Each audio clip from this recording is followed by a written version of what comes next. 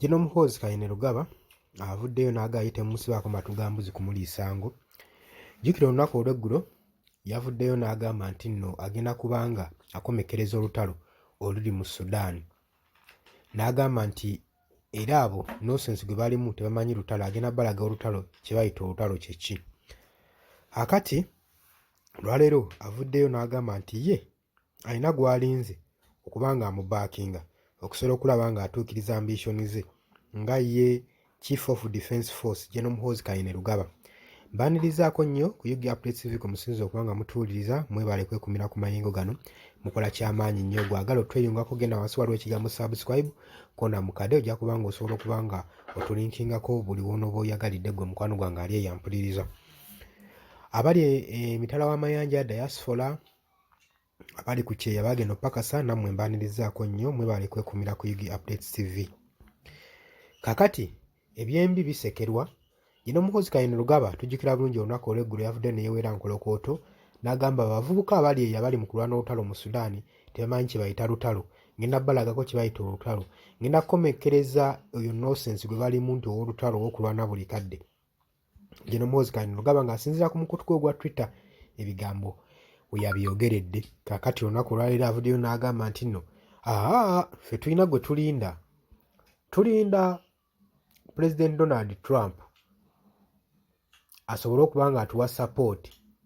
Agambye nti nno tujja sobola okapchalinga Khartoum, eggwanga ekitundu ekyo ekiri oba abayeekera abo abali mu ggwanga erya Sudan okusobola okulaba nga baba kapchalinga bonna bonna.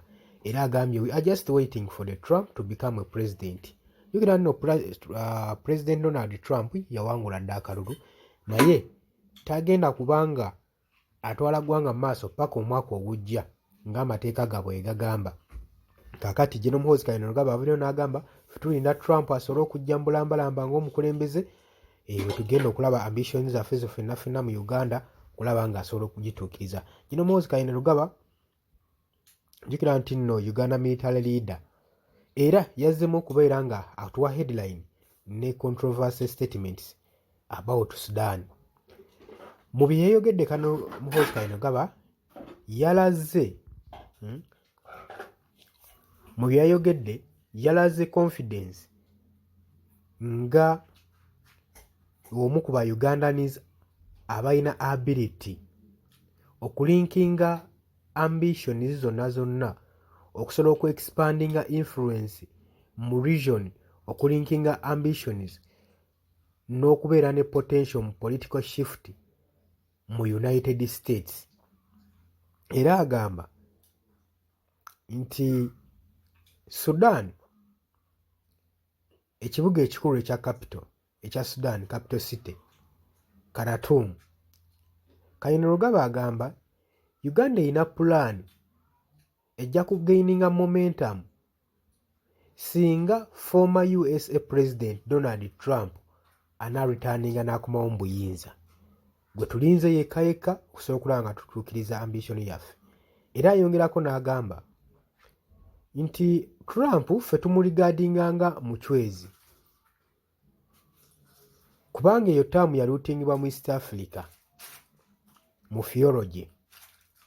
Eno nno significance esitwenyisinze nnyo power, amaanyi mu bukulembeze naddala buno mu East Africa, ekintu ekitali yuzo. Kainerugaba avuddeyo n'ateeka ku Trump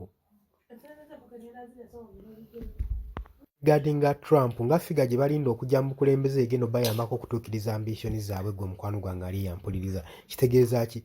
Trump azzeemu n'alya ku bigambo bye kubanga eggulu yadde yeewera nkolokooto ng'era atulaga nti what come May ye mulindeeko n'abawaana ennaku z'omwezi zagenda okubeera nga olutalo olwo alukomekkereza lweyayise nonsense mu ggwanga erya South Sudan. Gwe mukwano gwange ali yampuliriza, kutegeeza nti nno obadde muwuliriza mulungi nnyo. Jangu mu comment section, jangu likinge, jangu sharinge, jangu subscribinge gwe atannakuba nga otweyungako osobola okuba nga otufollowingako gwe mukwano gwange ali yampuliriza. Tegeeza nti nno mbagala nnyo mmwe abali e Bulaaya abali emitala w'amayanja, mwebale kwekumira ku mayengo gano aga UG Updates TV. Tubaagala nnyo, temuvaako, mweraba.